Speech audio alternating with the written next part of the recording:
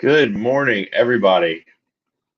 Just waiting here for Instagram to kick in. Fantastic. Well, it has been a little while. Welcome to Bridges Not Walls, our Jewish Community Relations vlogcast. It is a vlog called a vlogcast because it's a vlog and a podcast. So it is going out live right now on Facebook, Instagram, and YouTube. But it will be watchable on Facebook and YouTube later if you want to share it with a friend. Um, I'm happy to be here with you all again. My name is Brandon Fish. I'm a CJS Director of Community Relations. And this vlogcast is all about building bridges and relationships. And it's a peek into the relationship building work we do in the Jewish community at Charleston Jewish Federation. And I'm proud to be able to share these conversations with you. Today on our program, we have South Carolina Senator Ed Sutton representing District 20, which is most of the Charleston area. He is newly elected, so he's going to be sharing a lot of good info with us. But before we get started, just to share a couple of important pieces of information. One, it's New Year. Shabbat Shalom. This is our first program of the year, but we should be doing a lot more throughout the year. So stay tuned. Obviously, at top of mind right now are the wildfires that are happening out on the West Coast. We have a lot of Jewish community folks out there on the West Coast, and a very prominent synagogue and Jewish community center have already been destroyed in this fire, along with thousands of people's homes. We are promoting a relief effort that is going on out there. Our counterparts in Los Angeles, the Jewish Federation of LA, have organized meals, all kinds of disaster relief services, and we are directing folks to donate to their relief efforts, which you can do right here at bit.ly/CHS Fire Relief. And that will take you directly to the Jewish Federation of LA's Disaster Relief Fund. All of that money will pass through directly to the people who are being impacted. And we are proud to be able to help as we do whenever things like this happen.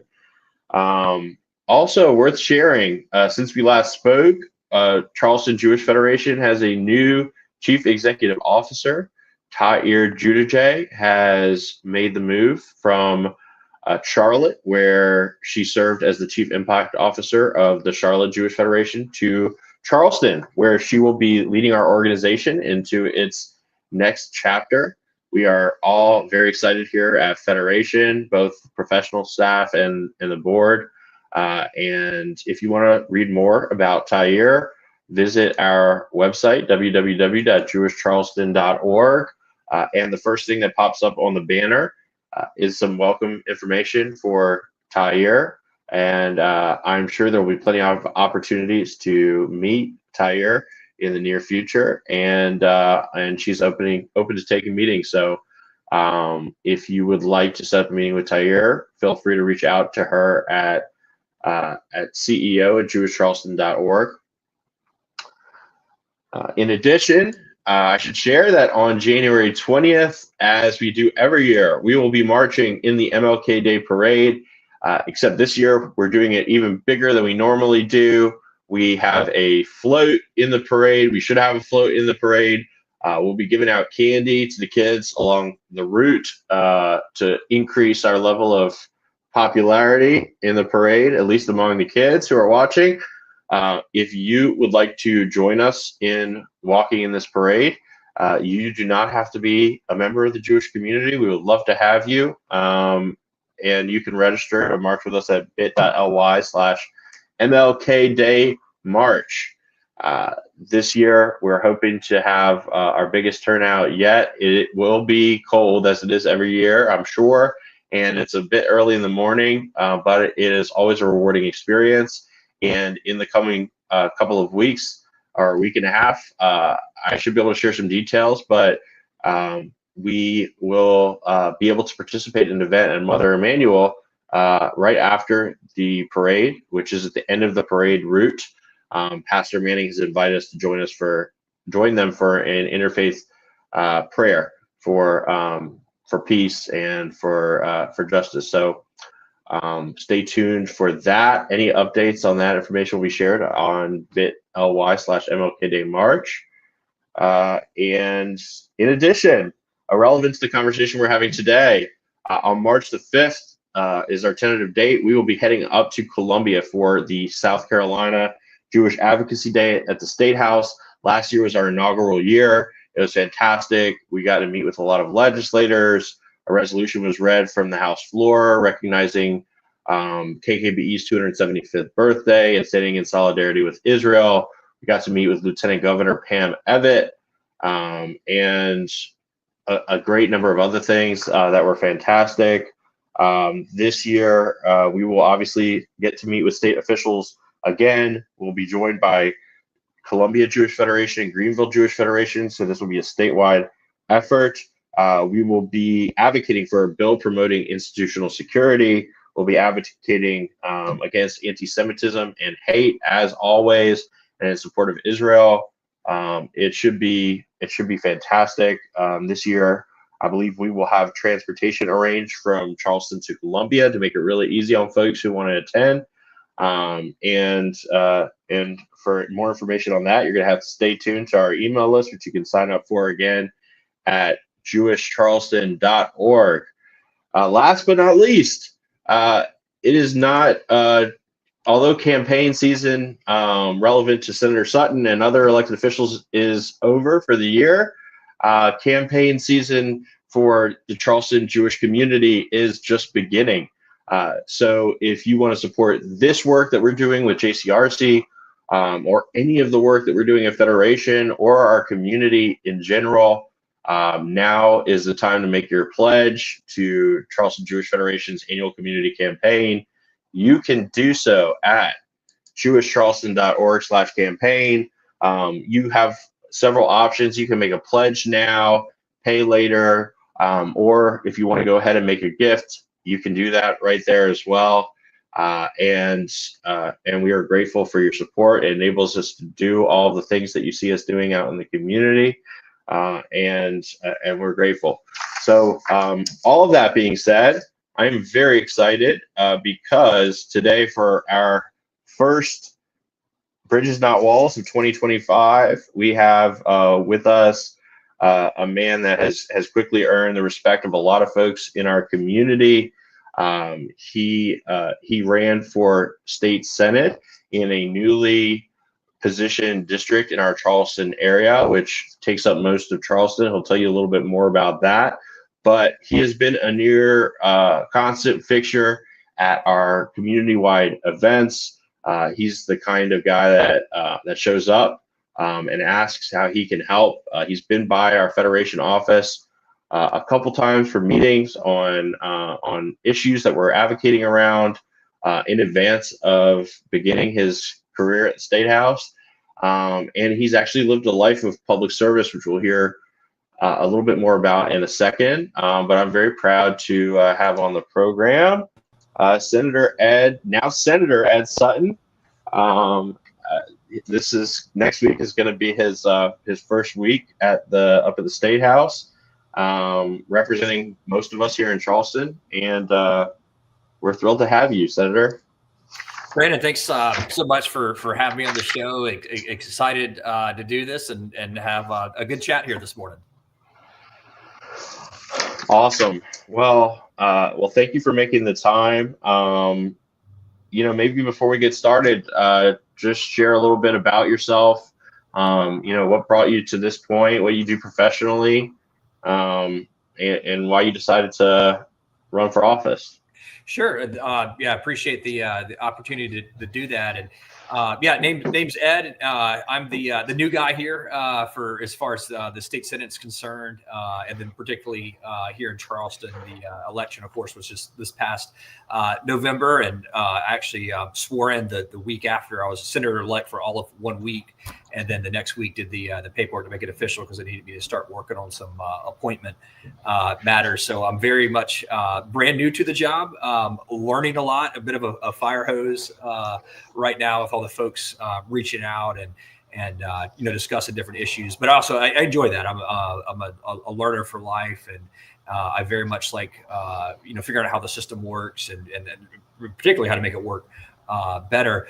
But my background, kind of like you mentioned, service is certainly not new for me.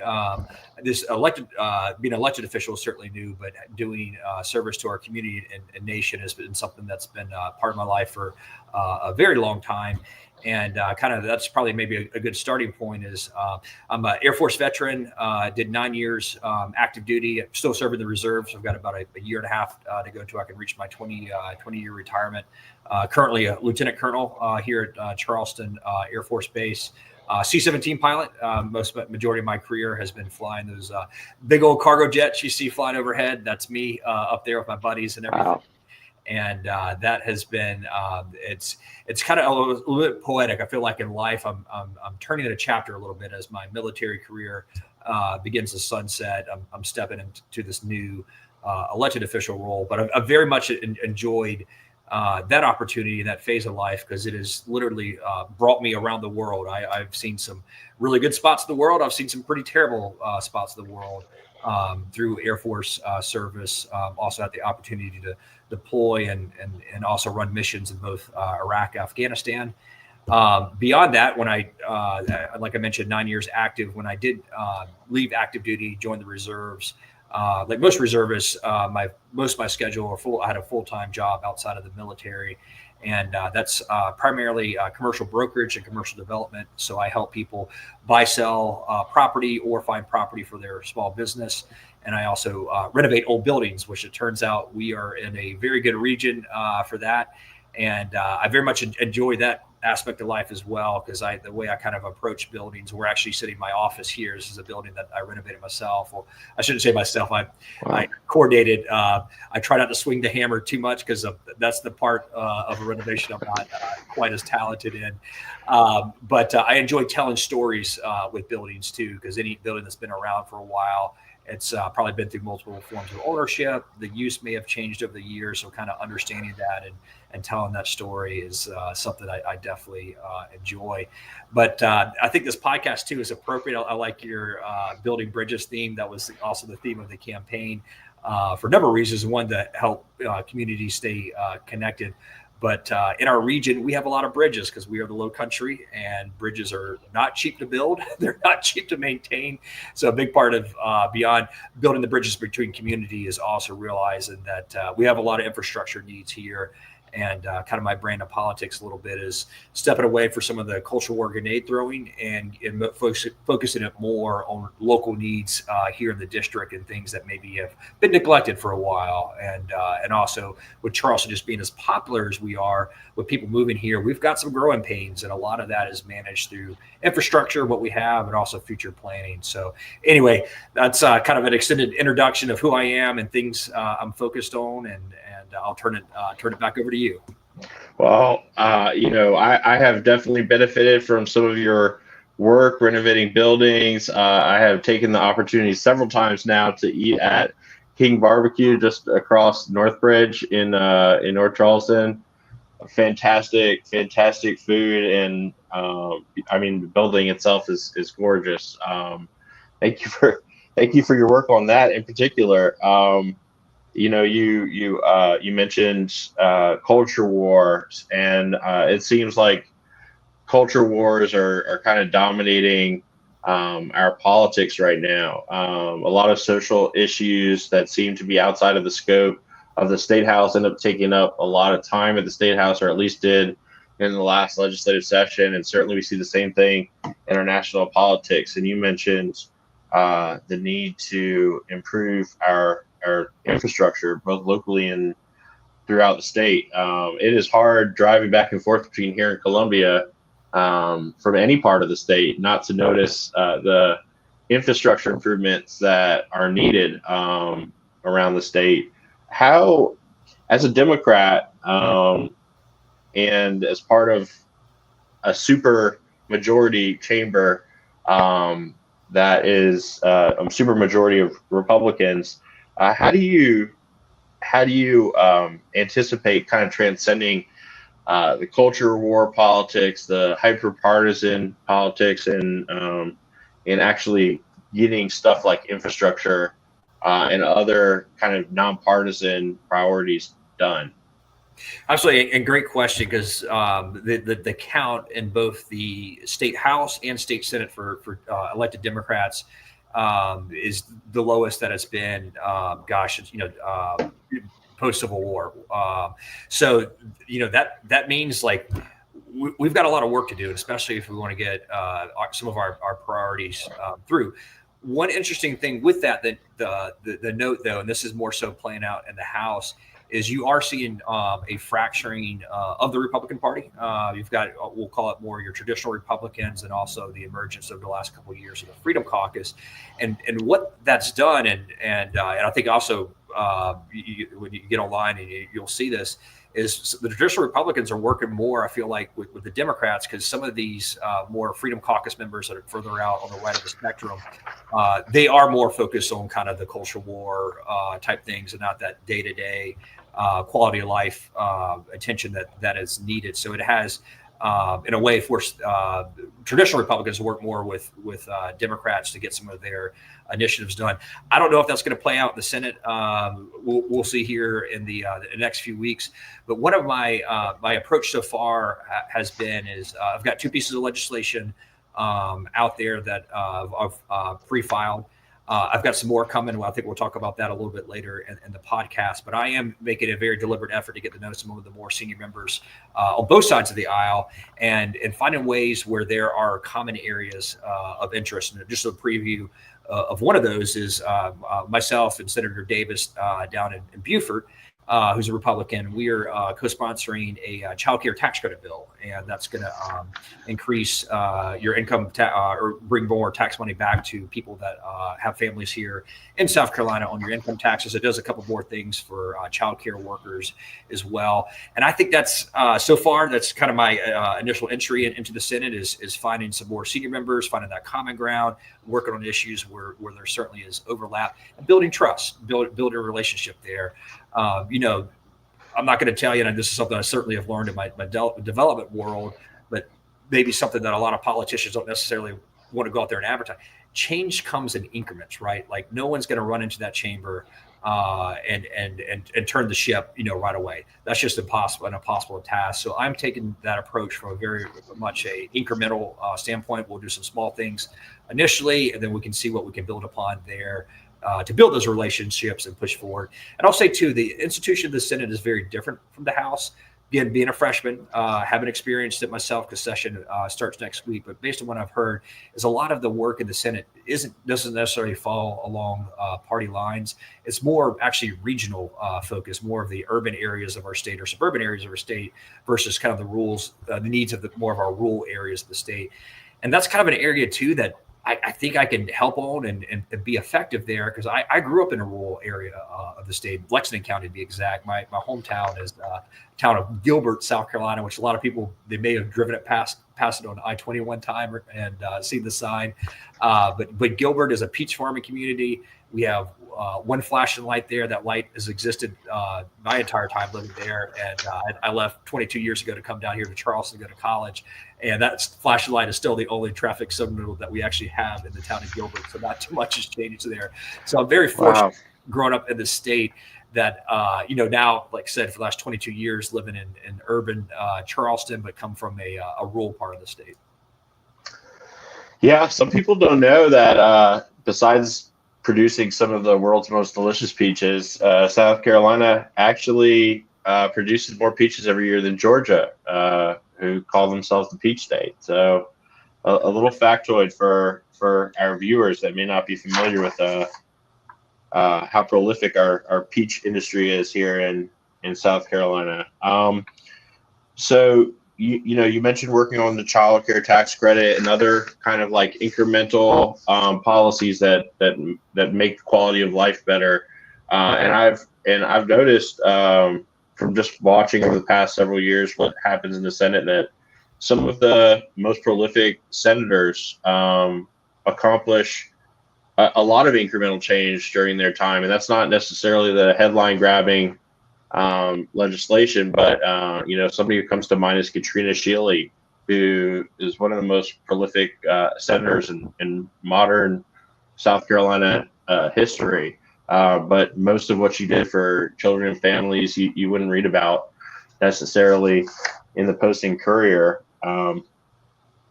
So a lot does get done behind the scenes. I've noticed, and I think social issues tend to take up a disproportionate amount of the attention that we pay to the legislature. But I've heard, for what it's worth, from leadership of both parties over the past couple of years, that they really want to see the legislature focus on more of what in the Jewish world we would call tachlis, like the real meat of what the government is called Columbia to do.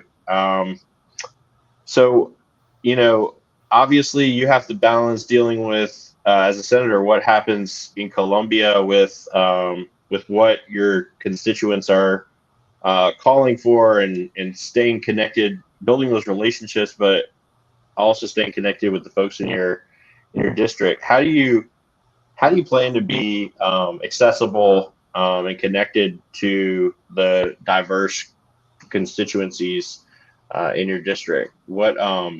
How can somebody get in contact with you? How do you plan to kind of stay rooted in the needs of the various communities in your constituent district? Sure. And great question. And kind of that old mantra, go to where the people are, is what I operate on. I'm certainly not sitting on my hands waiting for my phone to ring or people to come to me at all. I'm meeting people where they are. And good example is yesterday, Pastor Eric Bannon and I met over at Mother Emanuel. I've taken time to sit down with Morris Brown, AME as well. So really, and I would say, of course, during the campaign, you're all over the community, but in a certain way, like the campaign mode didn't stop for me after November, and kind of that list just changed of different institutions and organizations that I'm reaching out to. So a big part of that is just being proactive. One thing too to notice with this seat, this is a new seat for us. And one of my dad jokes, I have a lot of dad jokes, so I apologize in advance, is this is a new district, but we have old problems here. And the reason we have a new district is I kind of touched on this earlier, is our population growth here in Charleston is exploding. And we grew a lot faster than some other regions in the state. So they took a district which was held by Dick Harpootlian up in Richland County, and they moved it down here to Charleston.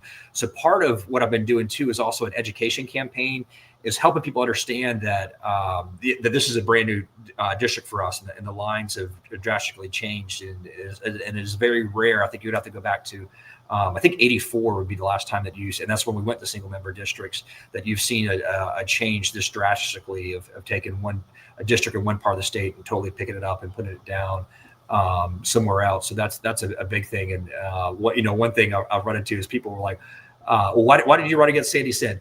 I did not run against Sandy Senn. That was Mr. Lieber. I do have a lot of Sandy's old district that includes James Island and West Ashley, but this is a new district. The other part that's missing there is I also have downtown Charleston, and that was previously represented by Marlene Kimpson, then later Dion Tedder, who's up there with me now.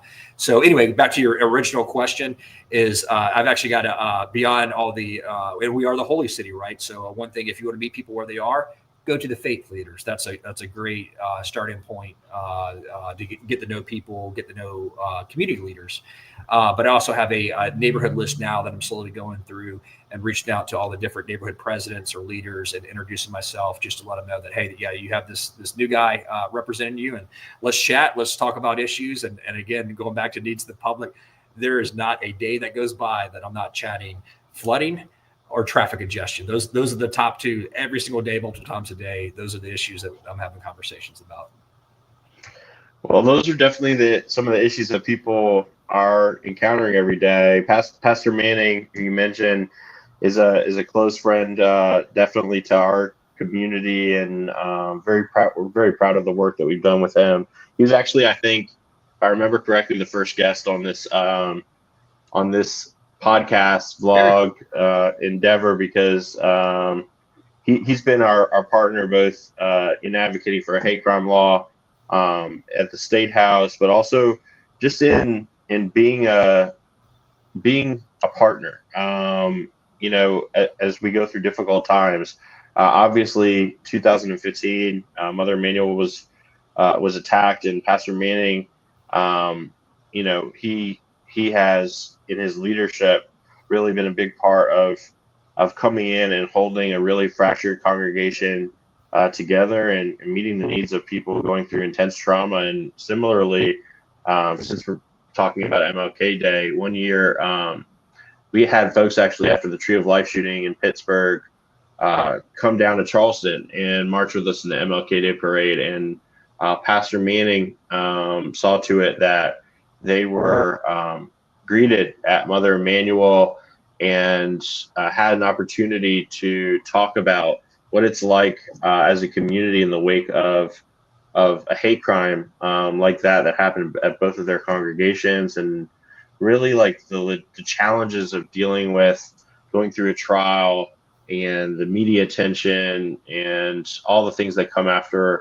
high profile incident like that. And since we're on the subject, one of the big projects of our Jewish community, both here in Charleston but around the state, have really been responding to hate crime. After 2018, after 2015, and then again after 2018, we were reminded that South Carolina is one of 2 states in the nation without any kind of legislation on the books that directly addresses hate. And we saw that as an issue, and it's something certainly that's a unifying issue among faith communities and minority communities.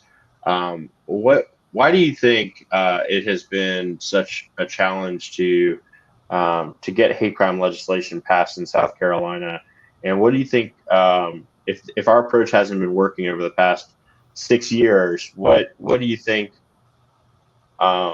is a different way we might go about getting that done in this session? Yeah, great question. And that is a piece of legislation I support. I'm very thankful that Charleston County, the city of Charleston, the town of Mount Pleasant more recently, a lot of municipalities have passed hate crime ordinances. And, initially, South Carolina, we're an interesting state. And a lot of times we are drug across the finish line, kicking and screaming. That's just the nature of our state. It was that way 200 years ago. It unfortunately, there's some areas where we're still struggling at that. And I think it's just us in Wyoming that have not passed hate crimes legislation. And you hear from some of the talking heads, it's going to, it's misinformation. It's going to do this, this, and this. Well, that doesn't happen in any of our neighboring states. It hasn't happened in the nation that anybody's rights have been taken away. At the core of hate crime legislation, and particularly the way it's written in South Carolina, is, and I think this is a good selling point that doesn't get talked about a lot. So maybe this is where we go to kind of change that narrative. This is a law enforcement tool. This allows SLED to better keep track of hate crimes when they happen, and whether that be somebody we still read about every year. There's some kind of church that's targeted, whether it may be a white church or a black church on the state. Same thing happens, and unfortunately it has been happening more frequently, the Jewish communities around the state over the last year and a half.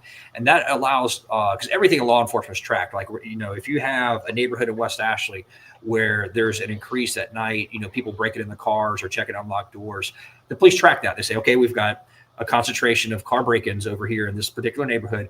We're going to dedicate more resources to that and try to break the cycle and make some progress there. Same exact thing for hate crime. So if we see, some bad actors in the state targeting one community or one particular faith and in particular, why would we want law enforcement to have good data behind that and be able to change their approach and change the resources to kind of break that cycle and make sure that, when bad actors are trying to force people to live in fear, that they're dealt with and that cycle ends. So yeah, maybe the law enforcement selling point is the way to go. It's something I look forward to, having those conversations with folks up there in Columbia and figuring out what the reservations are. And in the past, it has passed the House. I think it's passed the House maybe 2 or 3 times. The Senate has been the holdup with that, but that's one that I'm going to be leaning into and trying to figure out what can we do to get over this hump and get here, because we should not let Wyoming beat us and be the final state. I think that just sends a South Carolina, we're known for our hospitality. We're known, especially here in Charlotte, we're a port city. We're a melting pot of multiple different cultures. Like whatever that fear is unfounded for passing this hate crimes legislation in Columbia. Yeah, I keep I always hear from people about hate crime legislation that South Carolina is backwards, or the fact that we don't have hate crimes legislation means that we're somehow a state that is full of hate. And I have found, and I think certainly most people in the Jewish community have found, that that's the opposite of the case. Certainly our history here as a Jewish community has been one of being accepted and welcomed. And just talking to people across the state every day, I think we all know that this is not a state where most of our citizens harbor this hate or prejudice, and so I think that makes it a particularly challenging issue, because to your point, I think we send a message that isn't really an accurate reflection of our state. And I think maybe the holdup has more to do with politics and procedure and rules of the Senate and and other issues apart from an endorsement of hate. And as you mentioned, Senator Davis always likes to say that our laws are not just are not really a deterrent for crime. They're a reflection of the values of our citizens. And certainly in that sense, it seems that we should have this legislation on the books, and there shouldn't be a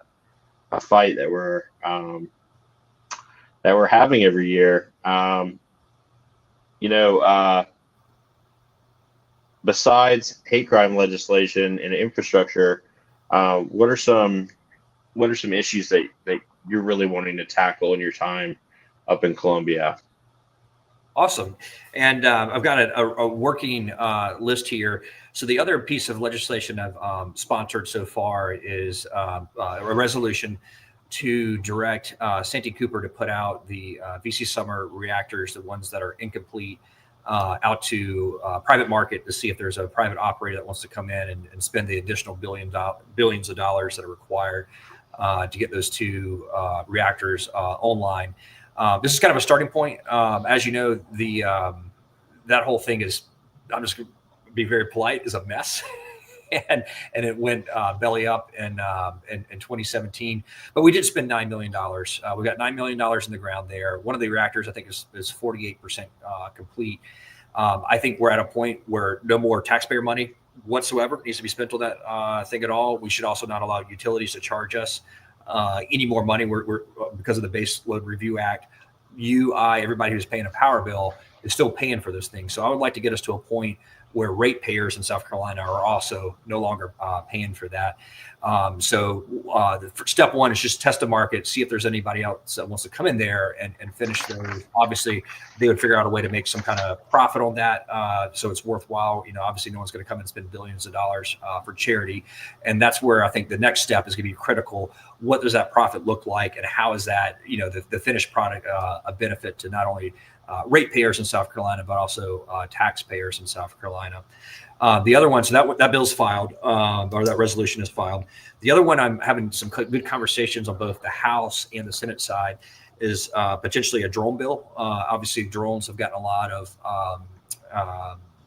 news time, particularly up in New Jersey with unmanned drones. And I can tell you as an Air Force aviator, it's a big problem. Not only is our federal regulation lacking, but our state regulation as well. And particularly on the side at the state level, and this is obviously what I work on, is providing SLED with the resources for their counter drone program.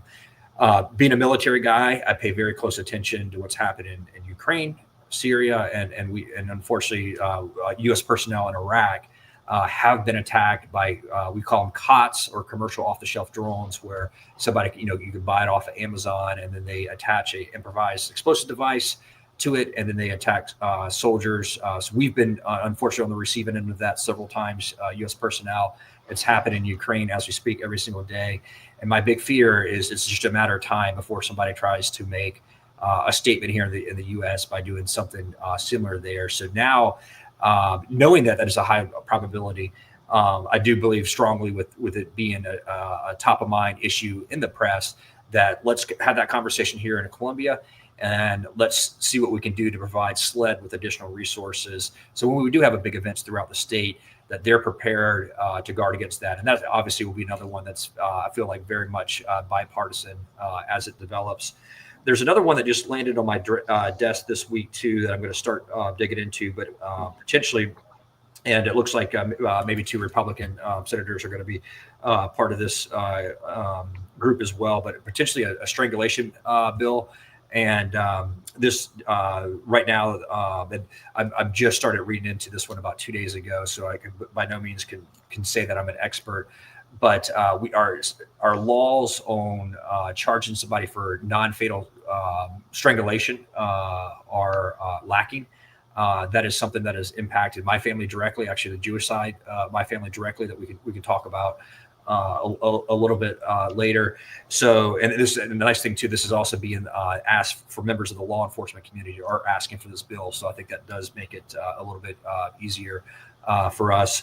So it would apply, in situations of assault, so there's situations of domestic violence. And as that this conversation develops, I'll be happy to share some more with that.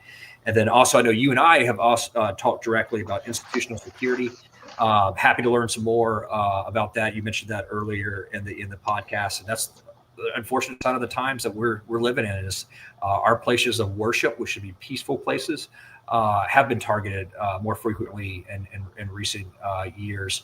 So just like schools, we have to provide additional security measures so people can worship freely and not do so in fear, because unfortunately evil does exist in this world, and they are targeting places that should be peaceful. So that's one thing I look forward to being part of that conversation. And then when the legislation actually comes together, if you guys will have me, I'd be happy to. That's something I'd be very happy looking at doing a co-sponsorship on that. Well, that's great to hear. And zooming in on the institutional security piece, as organizations and as institutions and places of worship, we've invested a lot in security, and it's been in direct response to things that have happened, threats, incidents that have happened in our institutions, and a lot of times the public isn't privy to all of what has happened, because we do our best to strike a balance of security and making people comfortable to pray and go to community events. But certainly across the country, we've seen an increase, and South Carolina is no exception to bomb threats, swatting incidents, all the way down to, random people showing up at places of worship and using threatening language or conspiracy theory stuff that they've picked up on Twitter or Gab or any of the other social media places where these kinds of theories are perpetuated. And as part of my job, I do a listening tour with our synagogues, and they're all spending an outrageous amount of money on even just things like off-duty security or off-duty police officers and security guards for services, and it's become something that's best practice that that we have to do to make people safe. So, the federal government has certainly stepped up to the plate in helping with some of the hard infrastructure costs, like cameras for nonprofits and for places of worship that have been targeted. But some of our institutions are really in need of some extra help. So I'm looking forward to talking more with you about what we can do in South Carolina. And I know our community will be grateful for however the state can help. And certainly, our state has been fantastic in terms of what it's offered to the Jewish community and the relationship that we've had with our elected officials and our neighbors. You just mentioned, as you were talking about the strangulation bill, that you have some Jewish family, and I was one of my questions I was going to ask you is what experience you have with the Jewish community. Certainly, just from the fact that it has been you have made it so incredibly easy to build a relationship with you as you've started this process of running for Senate and now serving in the Senate, and we're incredibly grateful for your presence at some of our programs. Tell me a little bit more about your experience with the Jewish community and your history with your family. Sure. And it's a connection by blood. And so my mother's brother in the 80s married into the Karish family. So Carol Karish is my aunt, and her daughters, Tori and Kelsey, my first cousins. Unfortunately, Tori passed away a couple years ago, and I'll touch on that in a second. Kelsey, she's right around the corner, and we have kids around the same age. And when we have those opportunities to get up as a family, it's very, very, very meaningful. And my first recognition of Judaism is through them, is through my cousins. And I was trying to last night to think about like what exact age is that. I think it's somewhere between 5 and 7. But growing up, we did family holidays at my grandmother's house in Rocky Mount, North Carolina. And I remember driving up in the car one year. And my mom, we were talking about who's going to be there and everything. And again, Kelsey, Tori, we're on the same age, so excited to see my cousins. And I, of course, many moons ago, so I don't remember exactly how the conversation started, but the premise, I was asking, I was like, well, what do Kelsey and Tori want for Christmas? And my mom, started explaining. I was like, well, they're not going to celebrate. They're going to be there with us as the holidays, but they're not going to celebrate Christmas. They celebrate a different holiday, Hanukkah. And rather than do one day of presents, they'll do it over 8 nights. And I was like, well, Mom, wait a second, they get 8 Christmases? Like that sounds like I want to join this club. Like I think they've figured out the system better than I have. So that's my first recognition of Judaism, and just grew up in life is right. It makes it a lot, I'll say, easier to understand that world and be part of that world when it is your family. I also live I live in a Jewish neighborhood, and usually when I tell people where I live, one of the first responses is like, "Oh, I didn't know you're Jewish." We're not. We're a Christian family, but we live in behind Emmanuel Synagogue over in West Ashley, which is a neighborhood built in the 70s, and a lot of the original owners that built that neighborhood, including my aunt, actually, Buddy Karish, her father built a house in that neighborhood, and my aunt lived there when she was in her teens for a little bit. So just being by a function of Charleston and family connection, it's like I said, it's part of my blood. Yeah, that Karish name definitely rings out. We joke that there are 3 or 4 Jewish families that are that go back to like the beginning of Charleston that have been here, and everybody's kind of until recently, when there's been a lot of people moving to Charleston, everybody's kind of a mix of all of those 4 families, and definitely the Karish family is one of them. Really good people. Absolutely. What would you say has been the biggest challenge for you so far in running and getting started that maybe didn't expect? Yeah, I'll say time. Obviously this is time management because I still serve in the military. I've got to do brokerage, do development, and did this. So one of my jokes is another bad dad joke is I got too many jobs. So four primary jobs right now. So trying to figure out how to manage Wow. that time. I'll tell you one surprising thing is, in South Carolina, all circuit court, family court judges are appointed by the legislator. And I did not expect the amount of holiday cards, letters, phone calls I'd be getting from all the judicial candidates, and they line up and they meet you as you're coming out of the parking garage there and into the State House in Columbia. So that was a shocker. Obviously I do that, but I didn't know that how much they interaction and engagement. Thankfully, I've got really good folks to lean on, like Representative Spencer Wetmore, Representative Leon Chavanakis. They've been fantastic, helping me guide and learning how to kind of manage that process. And also have to give a shout out to former Senator Marlene Kempson. He has been I'm probably every other day texting him questions about, hey, what do I do here? What's the best way to manage and everything. So I'm very thankful for the folks that have been there for a while and have been open to the share that experience. So I'll probably say, the biggest struggle so far has certainly been just kind of managing time. Because of course, like anybody that reaches out, I want to give them, time, but there's also the realistic like there's only 24 hours a day. I still have to, my family more than anybody else in this world, they get that time first. So just trying to manage to make sure that,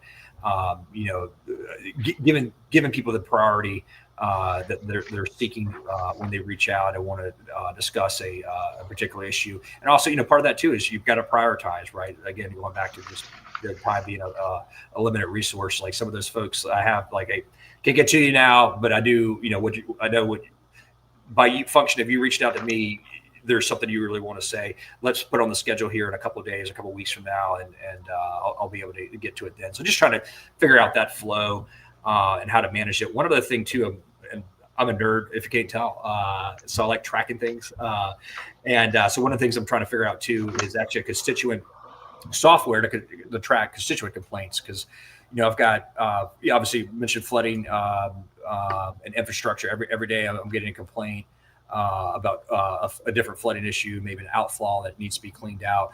So I'm trying to find now a system where very similar to what we use in real estate client resource management, to where I can plug that in and say, hey, this day, here's the category. They reached out for this particular issue. Where's it at? And making sure those things continue to move forward, that they just don't get kind of lost in the email shuffle. So that's one thing that I'm currently working on now.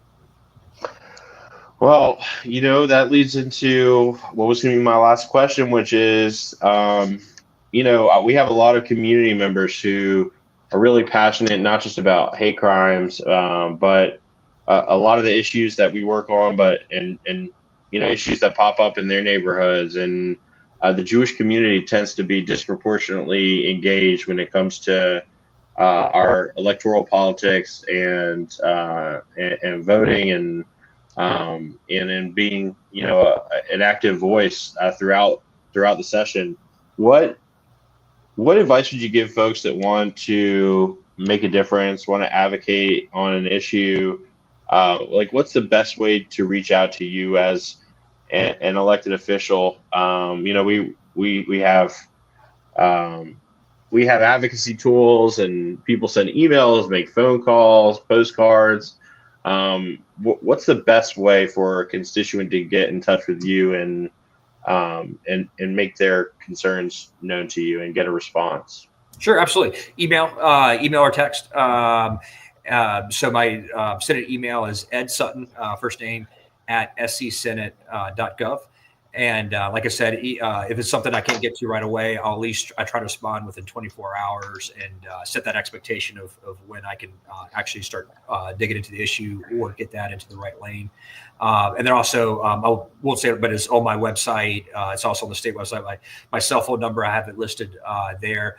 Text is always best, right? Because some days the phone will be ringing off the hook with a bunch of unknowns. So text or it helps save that time and figure out who it is and what the issue there. But yet, like I mentioned, I keep my number published, so I am accessible, because that's been I'll say too, that's been a frustration. I've reached out to elected officials over the years in the past, and not hear anything, or folks that put up a barrier. That's frustrating, right? Like that person is there to help and do things. So a big part of that is like I'm totally fine with sharing my email, or my personal cell phone number. And don't get me wrong, I've gotten some weird text, I've gotten some weird requests, but that's the nature of the beast, and you shift through it and you move forward.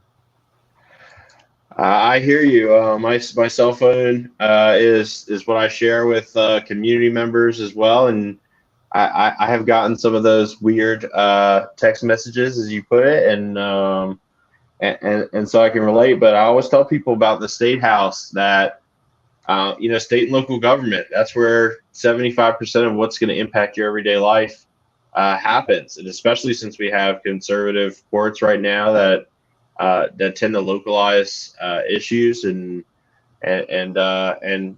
people don't realize how accessible that their local and state representatives are, and all it takes is for you to really stay abreast of what's happening in the South Carolina legislature and at your local city and county governments, and make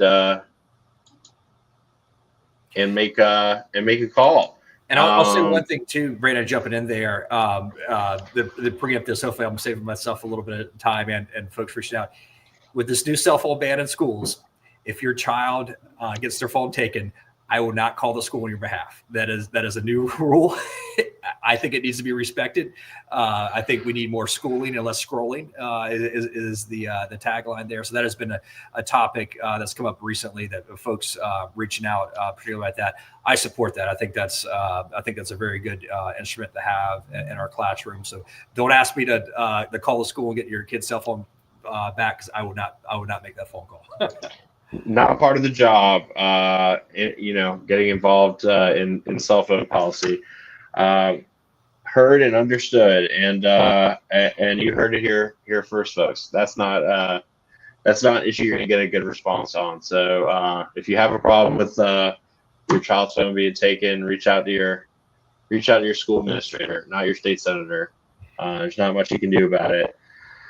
Awesome. Well, thank you so much for your time. I saw a comment here from Rebecca Leibowitz Engel, thanking you for making the time to address our community and expressing her support for the Karras family. And actually, our new CEO, Tyre Giudice, was watching and sends her thanks as well. And I look forward to meeting Tyre, and I'll even say that too, Brandon.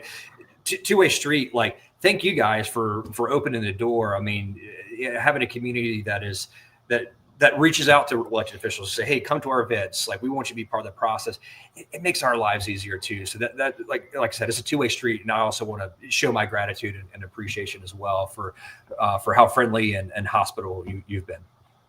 Well, thank you for the thank you. And thanks for coming to our events, and just for being one of those elected officials that's accessible. I know it is certainly not the highest paying job in the state of South Carolina to serve in the Senate, and it certainly takes a disproportionate amount of your time to serve. It's a labor of love, and it really is service to our state and our community. So thank you, and for everybody watching at home, you know how to get in touch with Senator Sutton.